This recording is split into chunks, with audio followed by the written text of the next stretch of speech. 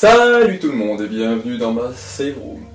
Pour ce 71e épisode de Bienvenue dans ma save room, je vais vous parler de l'expérience Jill Valentine. Alors, c'est l'évolution du format sujet de test que je vous parlais dans le dernier épisode sur l'ami Damien Elsky qui s'appelle désormais Golgotha. Et du coup, voilà, c'était l'espèce de petite évolution que j'aimerais faire, donc c'est de parler du coup de personnages Resident Evil, et un autre format où je parlerai de missions, de lieux dans Resident Evil et tout, avec une autre tenue par exemple. Voilà, donc ça c'est à voir. Donc déjà je vais commencer par ce système-là, que j'avais déjà fait en espèce de brouillon avec l'épisode 21 je crois sur Crescent Field de Resident Evil 7. Mais là du coup je vais essayer de vous faire sur Jill Valentine. Et puis vous me direz ce que vous en avez pensé, ce que je pourrais améliorer, changer, choses dans ce genre-là. Alors, en quoi ça consiste? En fait, je vais vous raconter vite fait pas sa vie, mais des choses sur elle. Comme ça, ça vous permettra, de ceux qui ne la connaissent pas, en regardant cette vidéo, seront un minimum de choses sur elle. Voilà, donc vous comprendrez via les informations que je vais donner ce qu'il y aura à chaque fois. Et puis c'est parti.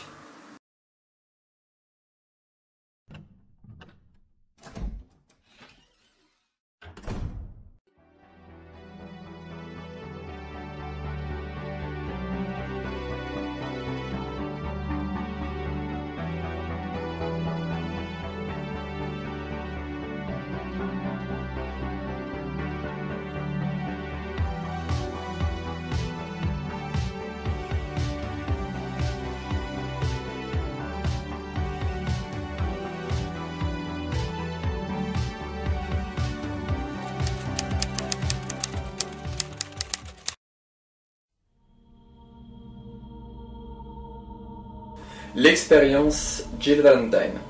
Nom et prénom, Jill Valentine.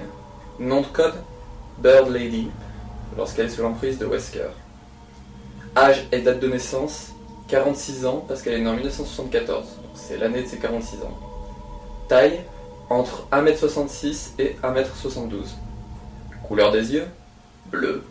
Couleur des cheveux, brun, puis blond. Groupe sanguin, B.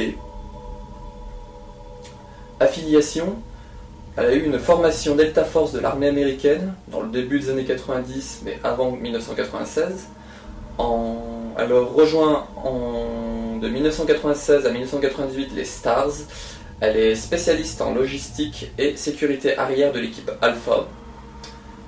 Ensuite, elle rejoint la Private Regional Biohazard Containment Unit, ou Private Anti-Biohazard Service en 2003.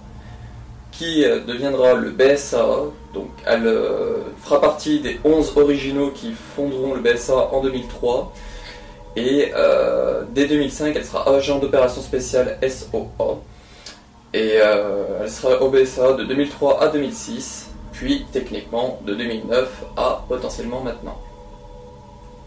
Ses missions connues sont l'incident du manoir Spencer en juillet 1998, Raccoon City en septembre 1998, l'opération Talos en 2003, la conspiration d'Il Veltro en 2005, le domaine Spencer en 2006, Kijuju en 2009. Ses spécialisations sont le crochetage de serrures et le désamorçage de bombes. Son statut est vivante. Quelques petites infos complémentaires. Son papa est français, sa maman d'origine japonaise et a une sœur vivant au Japon. Elle sait jouer du piano. Elle a été infectée par le virus T, mais a reçu de l'antivirus. Elle s'est également injecté un antidote contre le virus T Abyss. Sa présence dans le canon de la saga se fait via Resident Evil 1996, Resident Evil 3 Nemesis en 1999, Resident Evil 2002, Resident Evil The Umbrella Chronicles en 2007, Resident Evil 5 en 2009, Resident Evil Révélation en 2012 et Resident Evil 3 en 2020. Et voilà, c'était tout ce que j'avais pour l'expérience Jill Valentine. Alors moi, Jill, je l'ai connue grâce à Resident Evil 5, parce que c'est un des premiers héros que j'ai fait. Donc c'est dans celui-là que je l'ai rencontré, mais je savais pas du tout qui c'était, que c'était un personnage aussi important. Je comprenais pas son lien avec Chris et tout, que je lise un peu les documents, tout ça, et puis je m'intéresse un peu aux anciens jeux, machin comme ça. Mais franchement, Jill, c'est vraiment un personnage que j'apprécie beaucoup dans la saga. Et que quand on regarde, elle a que 1, 2, 3, 4, 5, 6, 7 apparitions sur des jeux canons. 1, 2, 3, 4, 5, 6, 7, 8, peut-être 9, 10, 11, 12, 13, 14, 15, 16, 17, 18, 19, ouais, sur à peu près 19 jeux, une vingtaine de jeux, alors on a que 7, c'est pas foufou fifou pour un personnage qui est aussi important qu'elle, surtout que c'est un personnage qui représente beaucoup Resident Evil, les gens en général ils se rappellent beaucoup de la fille avec son béret avec le Stars ou de sa tenue de Resident Evil 3, bon, après il y a ceux qui l'adorent dans Resident Evil 5 avec la tenue de combat, la Battle Suite. Mais voilà, moi je trouve que c'est un personnage qui est pas assez utilisé et que bah, quand on regarde là, dans le canon, on l'a pas vu depuis 2009. Voilà, Resident Evil va sortir, qui va potentiellement passer en 2021, et Jill, on sait pas ce qu'elle devient depuis 2009. On a un mail de Barry, dans Resident Evil Révélation 2, qu'elle a envoyé à Barry, qui se passe juste après 2009, entre 2009 et 2010 je pense, et où elle dit qu'elle subit plein de tests par le BSAA, elle est dans la labo du BSAA, elle subit plein de tests, et qu'elle espère reprendre vite le combat. Voilà, c'est la dernière information canon qu'on a sur Jill. Donc c'est pas foufou fifou, donc j'espère vraiment la revoir un jour. Ils vont sûrement nous la remettre, mais bon, voilà, il faudrait pas trop qu'ils tardent. Ce serait bien pour les 25 ans de la saga qu'ils nous fassent quelque chose avec, donc potentiellement qu'elle apparaisse peut-être dans Resident Evil 8, ou peut-être dans Infinite Darkness, peut-être le manga Infinite Darkness, je sais pas, mais voilà, moi j'ai envie de revoir Jill. Donc c'est tout ce que j'avais à dire pour aujourd'hui, ça sera un petit format comme ça à chaque fois.